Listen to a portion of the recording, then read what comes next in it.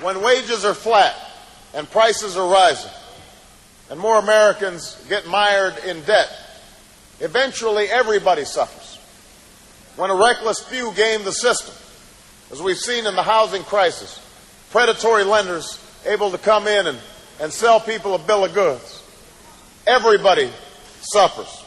When special interests put their thumbs on the scales and distort the free market and work their get tax loopholes and tax havens in the tax code, then everybody suffers.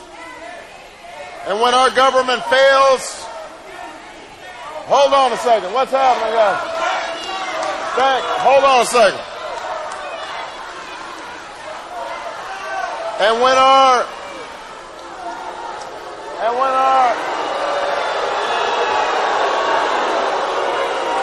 that's all right. That's all right. Listen. Excuse me. And when our hey, hold on a second.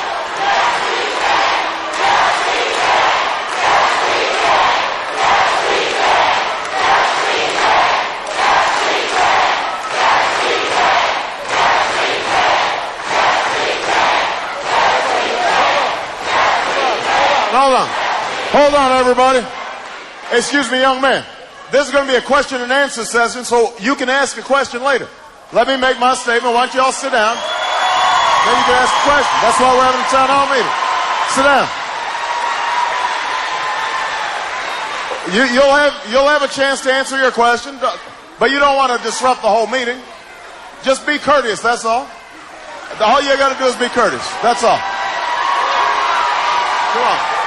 Just be courteous and you'll have a chance to make your statement. Just relax. That's all. Just relax. You'll have a chance. All right. What was I talking about?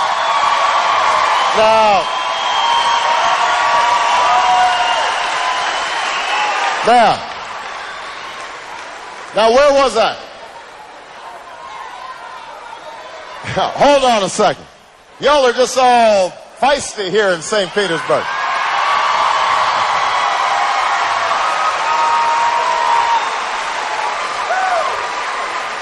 Now,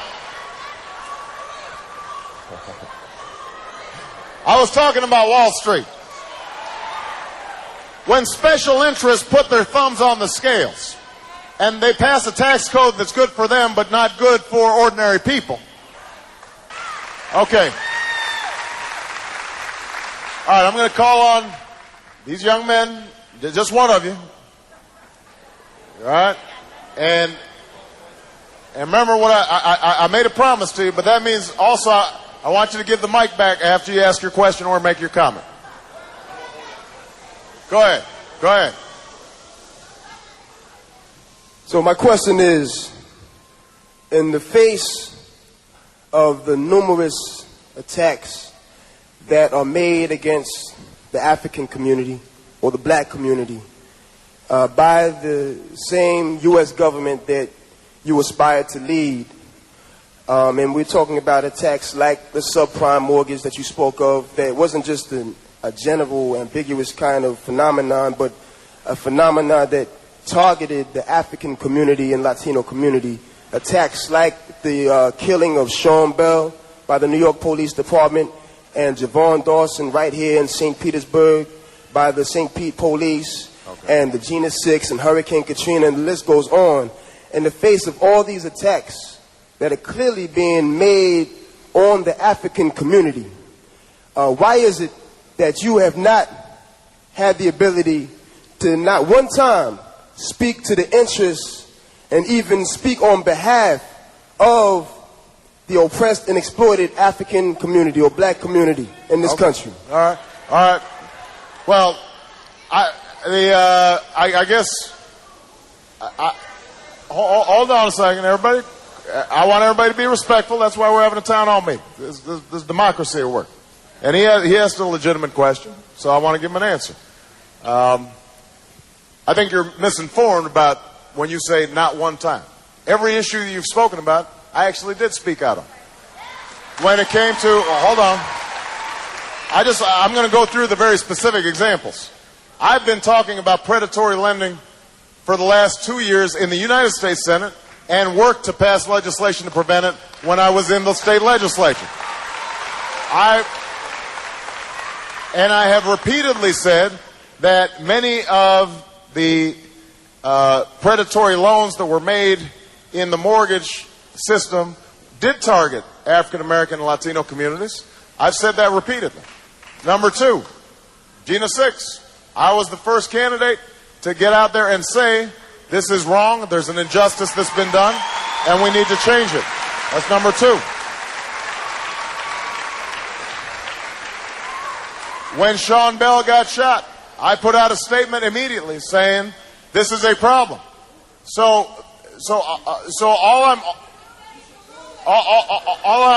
sorry, wait, don't start, hold on, don't start, shouting back. I'm just answering your question.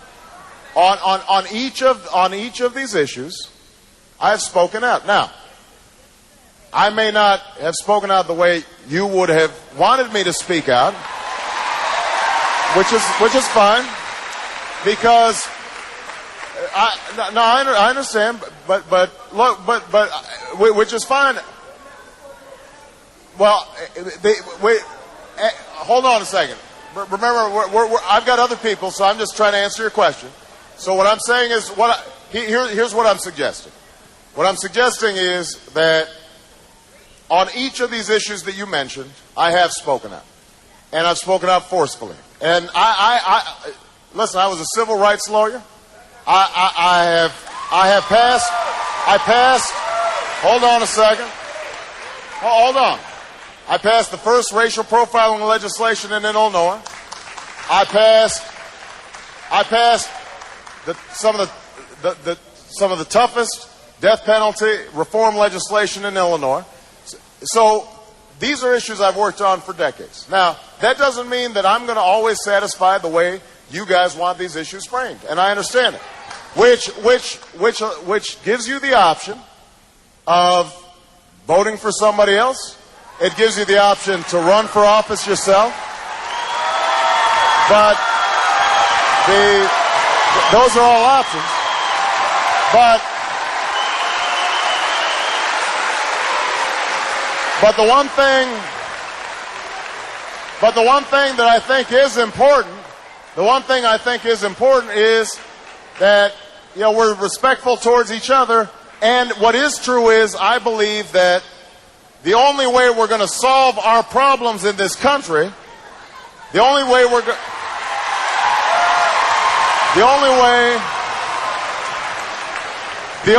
that we're going to solve our problems in this country is if all of us come together, black, white, Hispanic, Asian, Native American, young, old, disabled, gay, straight.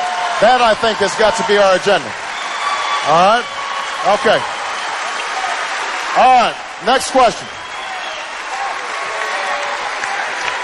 Young lady right there in the white. Right there. Go ahead. Yes, go ahead.